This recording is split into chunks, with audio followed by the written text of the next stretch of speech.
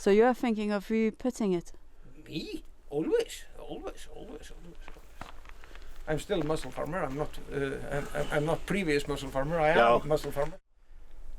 So when was the last time you were harvesting? 4 years ago. Do you think it will be Northern Lights? No.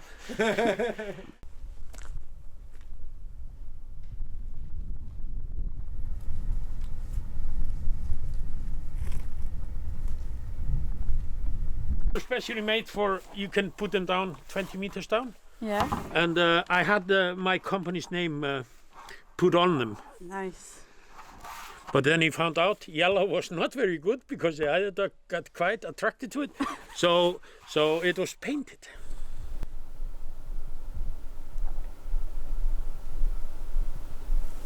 Mussel will set on it because they are unbelievable, you know. But the thing is, when they start to grow, and it's kind of like this, then there are so few mussels who are holding. So if it goes to a bad weather, and this is really slippery, then everything would go.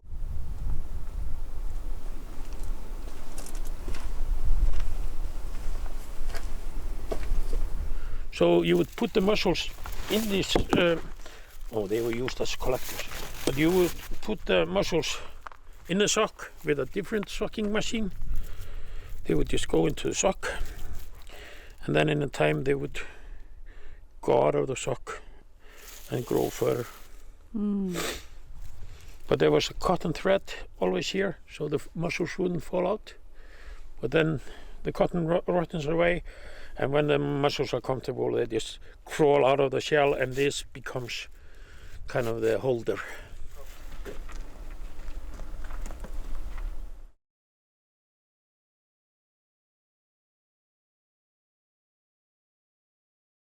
You know, that was a kind of, now nobody is going to put money into it because it grows so slow. But people forgot, you know, that the quality of the mussel was absolutely fantastic. Something that we fucked up. We learned one thing from Víðir when we started mussel farming. It's our motto actually in mussel farming. You try to do the same mistake not more than 3 times. Yeah. Yeah. So, yeah. That was a motto. Trust me, I did a lot of mistakes. So yeah. But I mean, somehow we had to learn. So we were just trying different things, and so if mussel farming starts again, it doesn't start from scratch. You know, it starts from really experience again. Yeah. Depends when it starts, Víðir. If we will be dead when it starts again, then they start. No, Katla is gonna get it. She'll document it for that purpose. Yeah.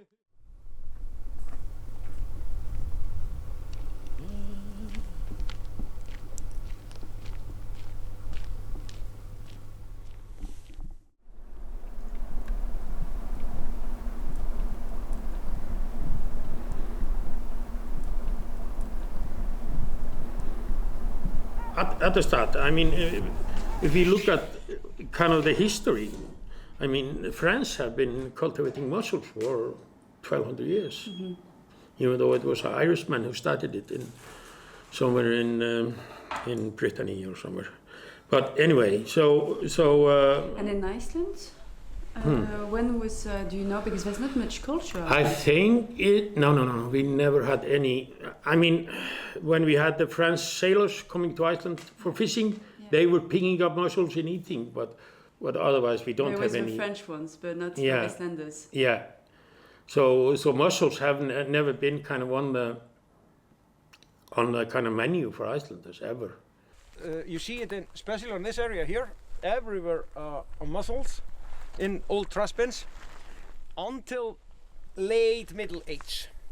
Then something is happening, likely poisoning, and or if it is the Christianity or whatever, they just stop eating mussels. 15, 16, 700 or something like that, 14, 15, 1600. And how do you know? Was it written or? No, it's not written. There is absolutely nothing written about mussels, except you find them in the trash bins if you're digging in old trash bins on old farms. From my opinion and point of view, it is simply dangerous to have hvalfjörður go unmonitored throughout the years, where people can consume mussels.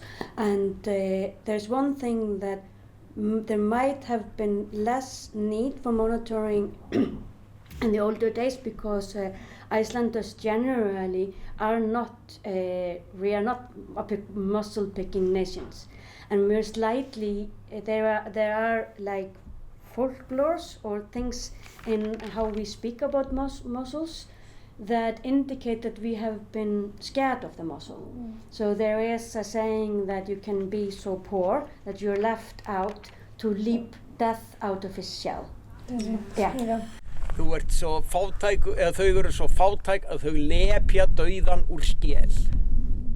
And that kind of is also an indication of that it was looked down, shellfish was looked down upon.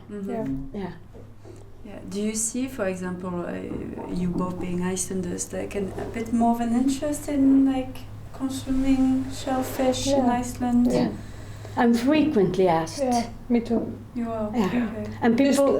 last winter someone came to my summer house who called me and asked if I knew about where to pick mussels. Yeah. And then he showed up wearing just shoes. But I'm sorry, you're not going to find anything. Yeah. It's not just that we can't buy it in supermarkets. There is also a demand from especially the higher end restaurants that don't want to be selling the product from Ireland or Scotland, or there's a lot of product from Chile. They would like to have Icelandic mussels on the menu.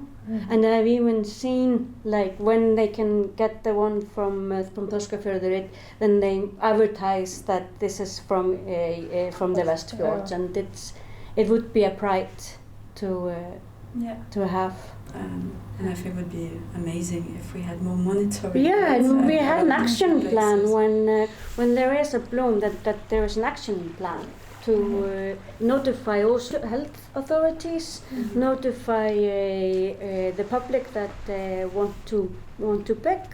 But there is also in other countries, if there is a bloom, then there is an action plan also for if people do consume, they don't get the information.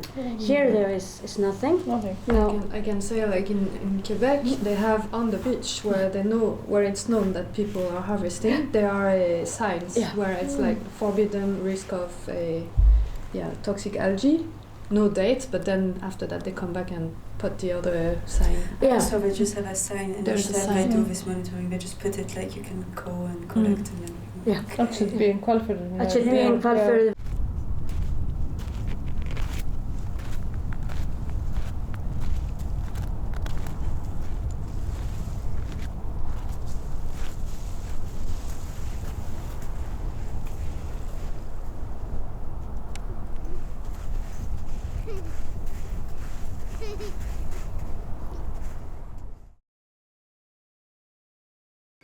And it's just a matter of time before some family goes to Hvalfjörður, picks up mussels, eats them, and the child has paralytic poisoning. So, Exactly. and there's no indicator, and that's what we asked for. We asked for subsidizing for the farmers, and also that they would have independent governmental research of areas, just like done regularly, 25 samples across the main Icelandic coastal areas to see if it'd be safe to forage or not.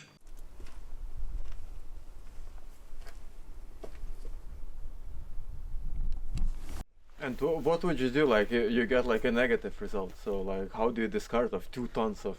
I only get 1 times negative result, and that was the day that I quit. So in how many years?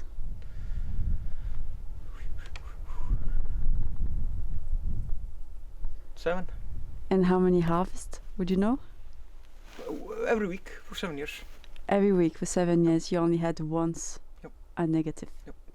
So the toxins are real, but they're so uncommon. No, it is depends where you are. Either in his company that he has kind of, it looks like fjords that don't have a lot of current, that are changing waters, are always struggling with toxin. The big fjord around Búðardalur that is south of us, looks like they can be in 12 months toxin per year. Eyjafjörður where Víðir was that was the same 10 months of toxin. Hvalfjörður, where you go through the tunnel close to Reykjavik, that was a lot of mussel farming trying in the bottom of that fjord.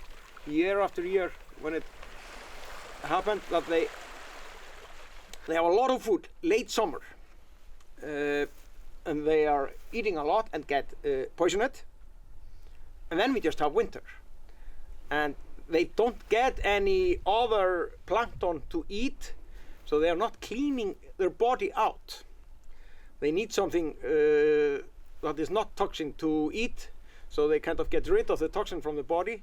But the autumn is coming so fast on Iceland. We have really blomster over everything, and just 2 weeks later we have winter. And that is what happened in these fjords, that they get poisoned into the winter, and then nothing is happening until now. It's totally status quo over the winter. They are not eating, they are not doing anything. They are just they are just filtering like mussels. They breathe and they feed with the same structure, the gills here. So the particles that they take by the siphon, they go inside and they are sorted on the gill. But they can flush toxin if there's like a supply of new food. Yes, and they do it quite fast. Over the summertime it is 2 weeks, everything is changed. No, but you know, like shellfish poisoning, of course, you know, it's been known for over 200 years.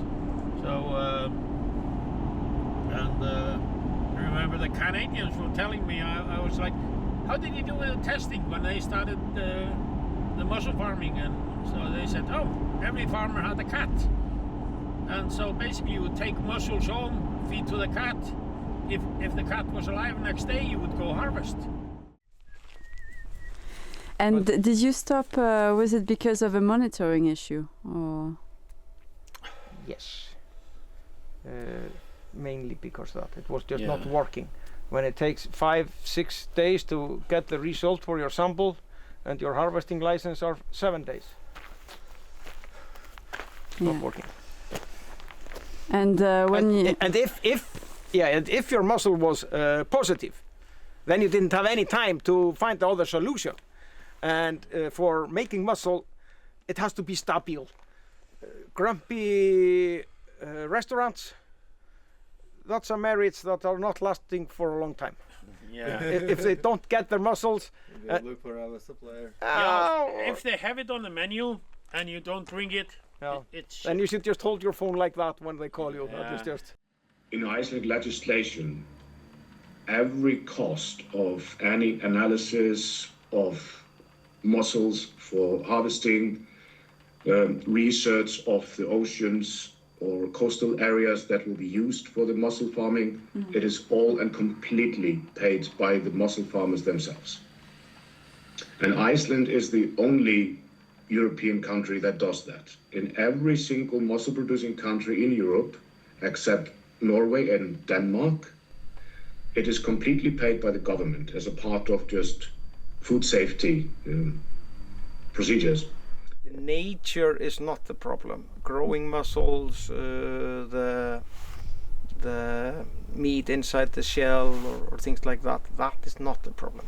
It was just some technical problems. Like regulations. Yeah, same regulation as in Europe, but totally different how the government treat the growers. That is just, we call it